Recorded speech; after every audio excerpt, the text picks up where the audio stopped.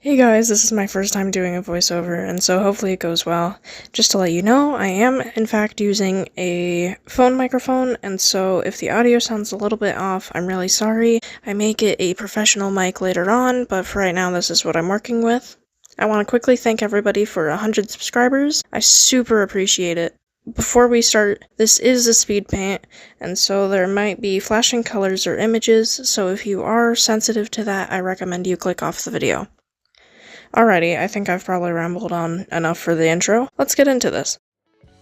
All of these designs were created based off my Pazzo C challenge. Each of these designs are technically a few months old, but overall I'm still pretty happy with each of the characters. The first character I created is named Algae. She's personally one of my favorite characters I created from this challenge out of the 4 designs. You can see that to start, I am using a base I created for the Pazzo C challenge video. I was really happy with how it was posed, and I really wanted to use it for one of the characters.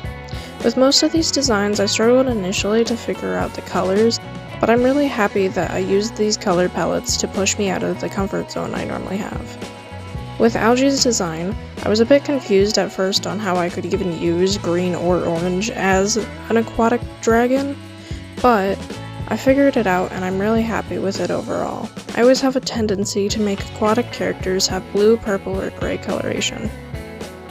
I did finally figure out though how to use her coloration for her design. The fish in her design is up to you whether they're tattoos or part of her actual scales. Algae's a fun-loving dragon who's good at hunting, and I imagine she lives near a coral reef. She enjoys basking on rocks in the sunlight and watching fish swim by. She loves the gorgeous corals and aquatic plants she lives by and seeing all the different kinds of aquatic creatures that live near the reef. Her coloration allows her to blend into seagrasses, and she is able to be out of water for a few hours before she has to go back in. She wears one earring on her ear as jewelry, but other than that she doesn't really accessorize.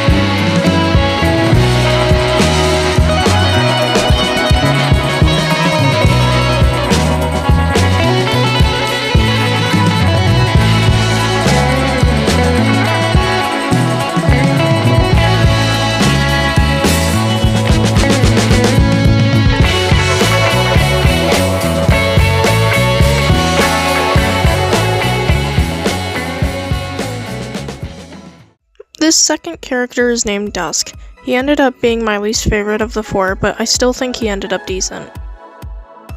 His design and traits were a bit more basic than the other characters I made, and I wasn't able to explore as much with this design compared to the others. He ended up having a kind of sunset color palette, which was really fun to play with, and I really liked the colors he ended up having. Sorry that I drew him so small initially, I didn't mean to, and I did end up scaling him up later on. You'll see that I pulled up a reference. I was having a hard time figuring out how a dragon would hold a paintbrush. Well, initially it was a pencil, but I changed it to a paintbrush. I decided to give him small feather wings, and initially it was a feather tail, but I do change that later on. Dusk would be a sweet dragon, and he owns a small little shop where he sells his paintings and art. He sometimes goes out into nature to paint scenes, and he loves to see all the different things out of nature. And he explores different art mediums as well. He has heart eyes, and I decided to show them as a part of how much he loves his art. Dusk's favorite food is pastries. He loves all different kinds of desserts and fun pastries, especially the ones with jelly. For his colors, they were a bit harder to figure out, but I figured them out a lot easier than the other designs I did. And I didn't completely stay with the faded design prompt. I kind of did my own thing. He still has a faded design, but I still kind of did my own little thing. I added hearts to the background to also tie in with his eyes.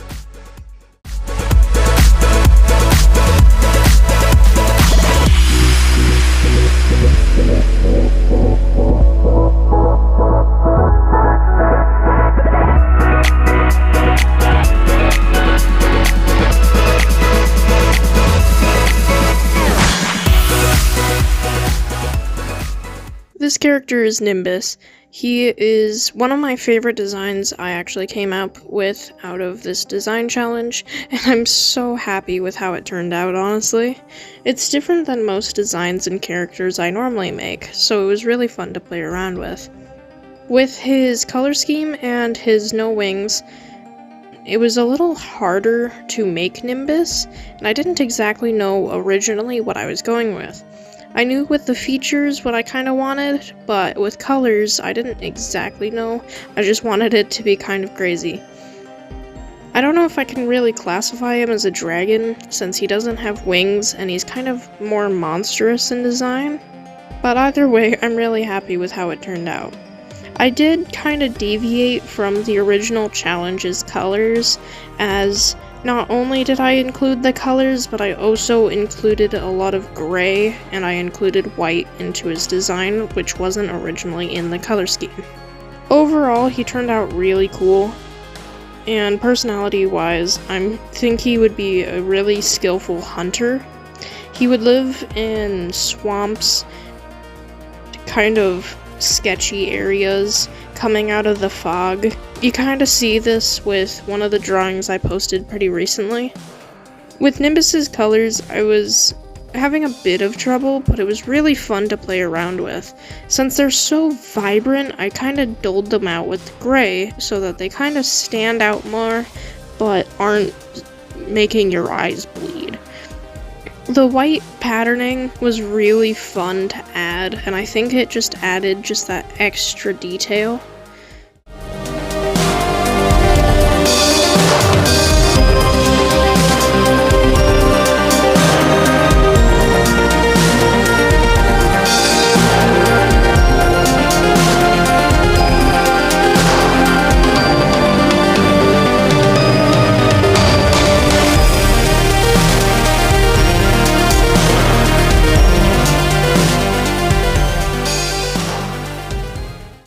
This is the final design of the video, and the art created for it is older than the other designs.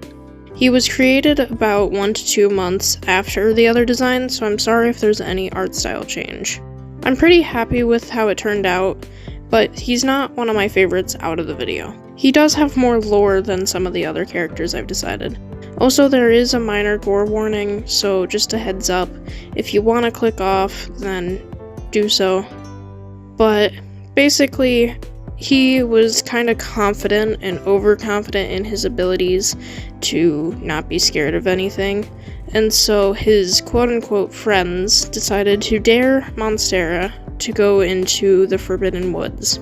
The Forbidden Woods is an area in which it's really hostile and has a lot of hostile plants and animals within it. So when he gets there, he struggles to get through the undergrowth and ends up standing on a very hazardous vine. The vine juts through into his talons and kind of starts to plague him, and it slowly overtakes his body until eventually he's trapped. His wings are torn in the tussle to get away from it, and his skin kind of gets discolored with these green spots.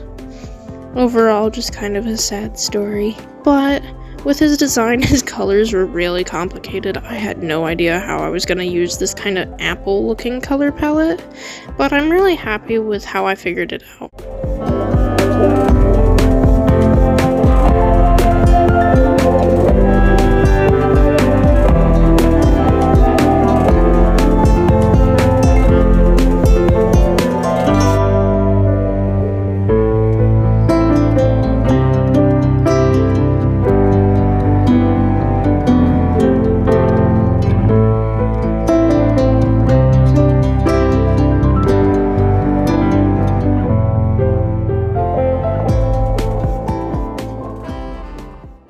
Thanks so much for watching, and I hope you guys have a blessed rest of your day.